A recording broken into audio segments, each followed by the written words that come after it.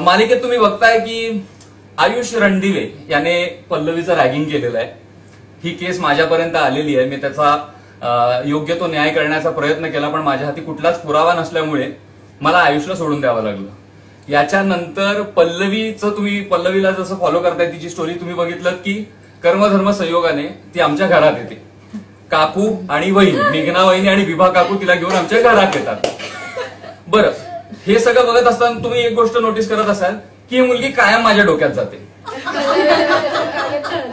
कॉलेजमध्ये तर ती जातच होती, आता ती माझ्या घरात सुद्धा आली आहे. बरं, कारस्थानं तुम्हाला माहितीये तिथे कशी चालली आहेत. माझी मोठी आई म्हणते की तिने ह्याच घरात राहायला हवं, म्हणजे हे वाढतच राहत. बरं, ती घरात येते, येऊ दे, चांगलं राहू दे आणि निघून जाऊ दे. माझ्या समोर येते. माझ्या समोर आल्यानंतर मला तिला हे सांगावं लागतं की बाबा खूप प्रॉब्लेम आहे, तू येऊ नकोस माझ्या समोर. कारण मी आदिती सूर्यवंशीचा मुलगा आहे आणि आदिती सूर्यवंशी हिची गुरु आहे, जी माझी आई मला लहानपणी सोडून गेली. इथपर्यंत तुम्हाला माहिती आहे. आता घरात आल्यानंतर ती काय करते तर सगळ्यात आधी मला चोर ठरवते. मग सगळे हे लोक मला मारतात. नेक्स्ट डे माझी झोप आता मला ह्या सगळ्या याच्यामध्ये माझी झोप झालेली नसते.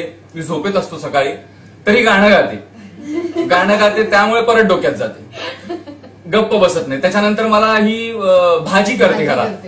बरं, भाजी पण कुठली निवडावी हिने, जी माझी आई बनवायची, ज्याच्यामुळे मला माझ्या आईची आठवण येते, ती भाजी ही निवडते. त्यामुळे पुन्हा डोक्यात जाते.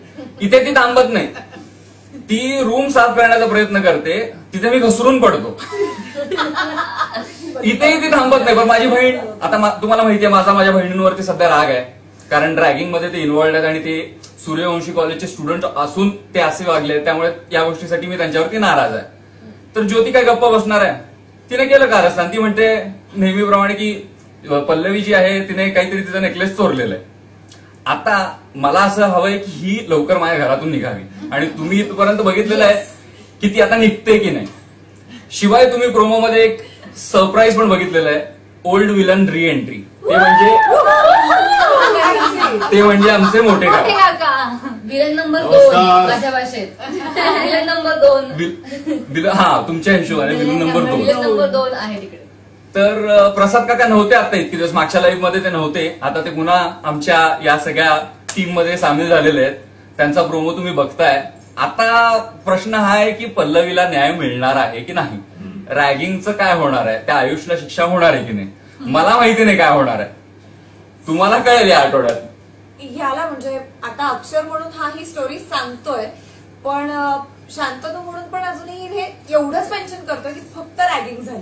वेळाच माझी कंप्लेंट फक्त रॅगिंगची नसून तर विनयभंगाची सुद्धा आहे, याची दखल हा अजूनही घेत नाहीये. ह्या सगळ्याच्या मध्ये जी मेन गोष्ट आहे, कारण पुरावाच मिळालेला नाहीये ना अजून. कुठेतरी मला कुठून तरी कळलं तर मी काहीतरी करेन.